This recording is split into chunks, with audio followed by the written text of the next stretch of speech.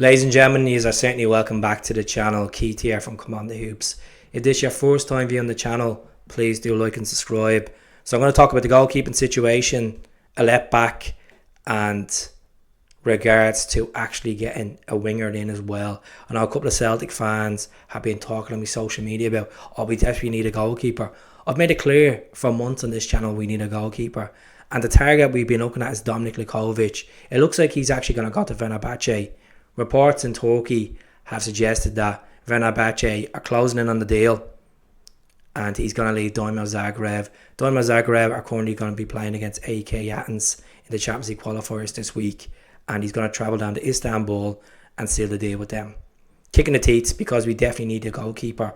Joe Hart has conceded 3 goals in the last 2 games. Just putting it out there. So I don't have my faith in Joe Hart long term. I know he's 1 year left in his deal. I think we need to go out and get a goalkeeper. Benjamin Seacrest, there's been a lot of talk of him. He's looked like he wants to move. If it's the case he wants to move to Australia to his missus or go and play first team football somewhere else, let him go. Let him go. We don't want players at the club that are not happy. We want people that are buying into Brendan's plans, want to be there for the next 3 years and win entitled. Simple as that. We've been looking at a left back from the top division of France, Nyon. That's the name of the team. Or some people say Nons. Nyon. He is 21 years of age. He's valued at 7 million. He's a French under 21. He's played 60 times for Nyon as well. And I don't really, to be honest with you, there's been a scouting reports that we're going to go in and put a bid in for this guy. We have Berda Bay and we have Taylor on the pecking order regards to left backs. Now, Berda Bay is obviously being banned for driving for the year, but that's nothing to do with his football career. It's nothing to do with what he produces in the next town at Celtic Park. And I don't know if it's the case that Brendan Rodgers is fed up because Berda Bay slept in last week, didn't report the training and was dropped out, wasn't a part of the squad for the Ross County game. I really don't know. We do need a left back.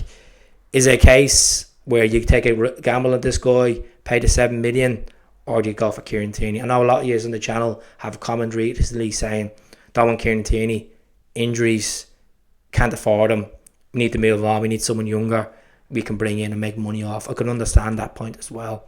So it'll be interesting how this develops over the next couple of days. 5'8", 60 games, 7 million.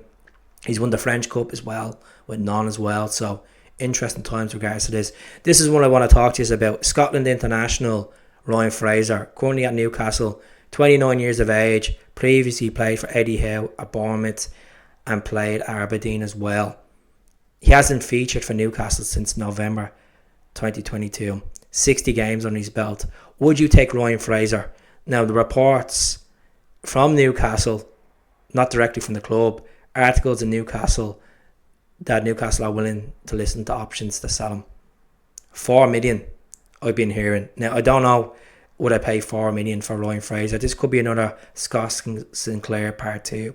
He could come in, do a job. There's a lot of reports that his attitude's stinking and he's not worth going for. I would take a chance with him. I know you're probably saying, why do we need another winger? We've seen a bit of magic from Yang the weekend. You know, we're getting a winger. We have Marcus Toledo there as well. Fraser's nowhere near the level of Jota. Let's make it clear. But he could do a job. He knows what the story is. He's Scottish. You can come to Celtic, land a 2-year deal, put a shift in and get goals and assists that we need.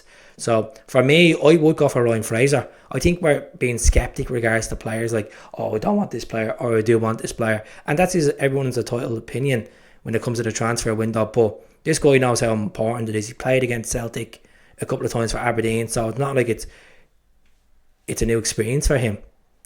If he gets a chance, I think Brendan Rodgers, he could develop under Brendan Rodgers. And it's a player I will look at. Regards to getting Albany Yeti out the door, that deal looks like the ball is going to fail. They're looking at Maccabi Tel Aviv striker Jovanovic, and looks like that deal is about to happen. So they're originally looking at getting Albany Yeti back for his 3rd time at Basel, or Bal, which way you want to pronounce it. And that looks like that's not going to happen. So, and Yeti looks like he's going to rot in the reserves, still collect over 20 odd grand a week, and it makes me sick because we don't need this guy. So why I'm thinking we're looking at Ryan Fraser is because Maeda can play in the centre as well with Kyogo for ammunition. So if we get Fraser in, it means that we don't have to worry about Kyogo injured. We can play Maeda in there and we'll have options on the flanks. So let me know about Fraser. Let me know about Merlin and about Lukovic as well. Is a kick in the teeth. Do subscribe to the channel. I'll speak to you all soon. Hell.